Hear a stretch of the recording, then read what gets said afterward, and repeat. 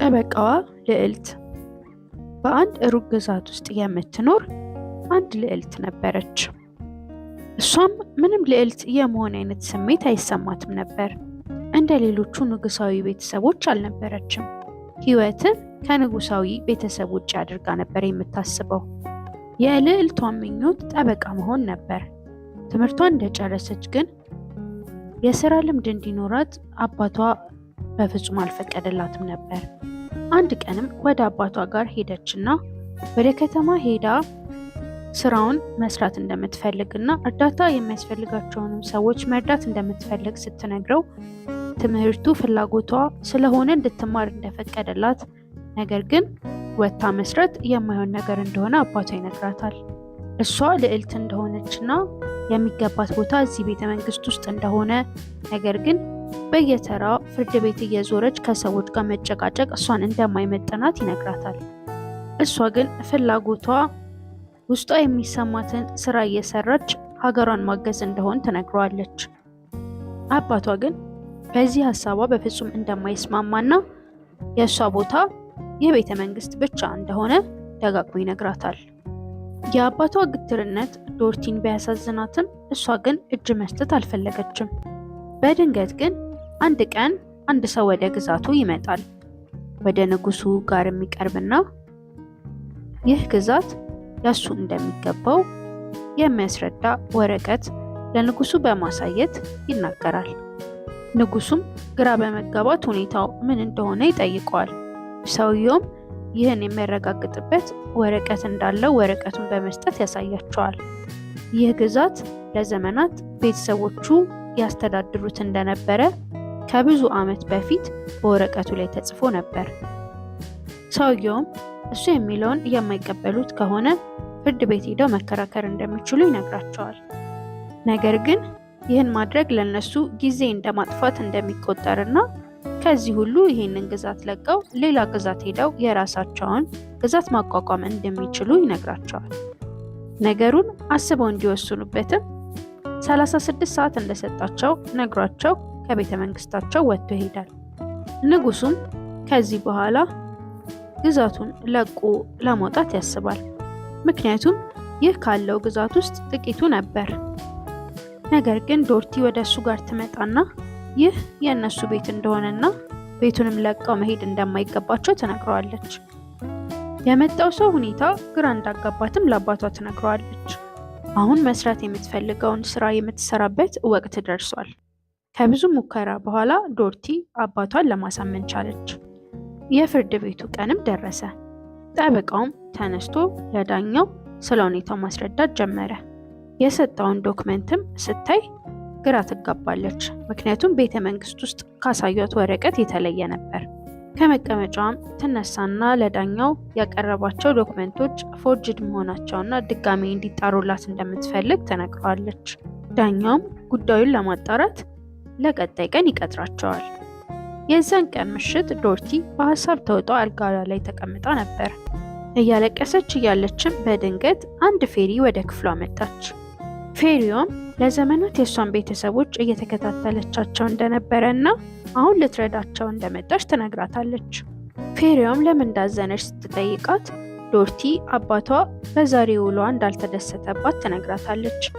ፌሪዋ ግን ዛሬ በጣም ጥሩ ውሎ እንዳደረገችና ጎበዝ እንደነበረችም ትነግራታለች። ነገር ግን ይህንን ክርክር ለማሸነፍ ተጨማሪ እርዳታ እንደሚያስፈልጋት ትነግራታለች። ተከራካሪያቸው ሰው በአስማት የተለያየ ነገር እንዳደረገባት ትነግራታለች። ዶርቲም በሁኔታው ግራ በመጋባት ትጠይቃታለች። ፌሪዋም ከመጀመሪያ ጀምሮ ነገሮችን እንድታስተውል ለዶርቲ ትነግራታለች።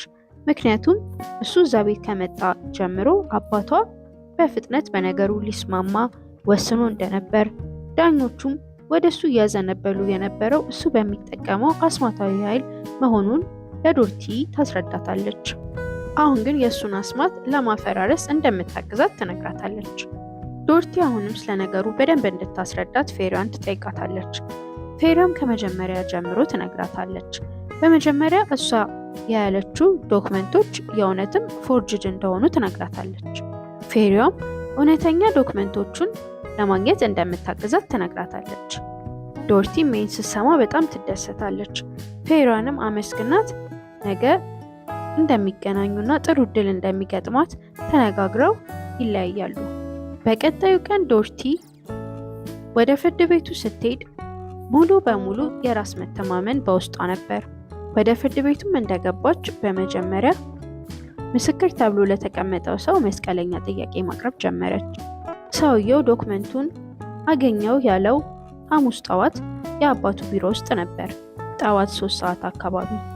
ምስክሩም ይህንን አምኖ ነበር። ነገር ግን የዛን ቀን ጠዋት ላይ ውሻው ታሞበት ውሻውን ይዞ ወደ ሐኪም ቤት ሄዶ ነበር። ይህንን ደግሞ ከዶክተሩ ማህደር ላይ ነበር ያገኘችው። ይህ ማለት ሰውየው በቦታው አልነበረም ማለት ነው። ውሻውን ለሕክምና የወሰደበት ሆስፒታል እና የሰውየው መኖሪያ ቤት ደግሞ ወደ 3 ሰዓት የሚፈጅ መንገድ አለው። ይህ 3 ሰዓት ደግሞ ደርሶ ሲመለስ ወደ 6 ሰዓት ይፈጅበታል። ግን እሱ በተመሳሳይ ሰዓት ይህንን 2 ነገር አድርጌያለሁ እያለ ነው። ስለዚህ ሰውየው እየዋሸ እንደሆነ ለፍርድ ቤቱ አሳየች። ይህንን ሲሰሙ በፍርድ ቤት ውስጥ የነበሩ ሰዎች በሙሉ ግራ ተጋቡ። ዶርቲም የተወሰነ እረፍት እንዲያደርጉ የተከበሩ ዳኛን ትጠይቃለች። ሁሉም ለእረፍት ይወጣሉ። የዚህን ጊዜ ከሳሹና ጠበቃው መጣላት ይጀምራሉ። ጠበቃውም እሱ የቻለውን እየሞከረ እንደሆነ ነገር ግን እሷ ከባድ ሴት መሆኗን ለሰውየው ይነግረዋል። ከሳሹ ሰውም ያሰበው አስማት እንደፈለገው እየሰራለት ስላልሆነ ይበሳጫል። ተመልሰው ወደ ፍርድ ቤት ከእረፍት በኋላ ከገቡ በኋላ ዳኛው ዶርቲ ሌላ የምታቀርበው ምስክር ካለ ይጠይቋታል። በመሃል ግን ጠበቃው በመነሳት ምስክሩ ዋሸ ማለት የእሱ ደንበኛ ውሸት እየተናገረ መሆኑን እንዳልሆነ ለማስረዳት ይሞክራል። የተሰጡት ዶክመንቶች ኦሪጂናል መሆናቸውን ነገር ግን ዶርቲ ፎርጅድ መሆናቸውን የሚያረጋግጥ ምንም አይነት ማሳመኛ እስካሁን እንዳላቀረበች ይናገራል። ዶርቲም በተራዋ በመነሳት ትክክለኛ የሆኑትን ዶክመንቶች ለክቡር ዳኛ ማሳየት እንደምትፈልግ ተናግራ ወረቀቱን ታቀርባለች። በተፈጠረው ሁኔታ የተበሳጨው ከሳሽም ተነስቶ ዶርቲ ያደረገችው ነገር ያለው በሙሉ ውሸት መሆኑን እየጮኸ መናገር ይጀምራል። ዶርቲም በትህትና ዳኛው በወረቀቱ ላይ የተጻፈውን ነገር እንዲያዩት ትነግራቸዋለች። ይህ ሰው የረሳው አንድ ነገር እንዳለ ለዳኛው ታስረዳቸዋለች። ሁል ጊዜ ፎርጅድ ነገሮችን ለመከላከል ሲባል በግዛቱ ያለው ማህተም በየዓመቱ ይቀየር ነበር። ከሳሹ ግን ይህንን አላስተካከለም። ይህንን ለማረጋገጥም ከዚህ በፊት የነበሩት ዶክመንቶች ላይ ያለው ማህተም በየዓመቱ እንደሚቀያየር ማስረጃ ታቀርባለች። ዳኛውን እየቀረበላቸውን ማስረጃ በመመልከት ከሳሽ እየዋሸ እንደነበረ ለሁሉም ፍርድ ቤት ለነበሩት አባላቶች በሙሉ ይናገራሉ። ሰውየውም አስማቱ እንዴት እስካሁን እንዳልሰራለት በድንጋጤ ያስባል። ዳኛውም የቀረበላቸውን ማስረጃ በሙሉ ተመልክተው ማስረጃው ውሸት እንደሆነ ውሳኔውን ያስተላልፋሉ። ዶርቲም በደስታ ከፍርድ ቤቱ ወጥታ በሰላም ወደ ቤቷ ትገባለች። የዛን ቀንም ጥሩ የሚባል እንቅልፍ ትተኛለች። ከአባቷም ጋር ተነስታ ጥሩ ቁርስ መመገብ ይጀምራሉ።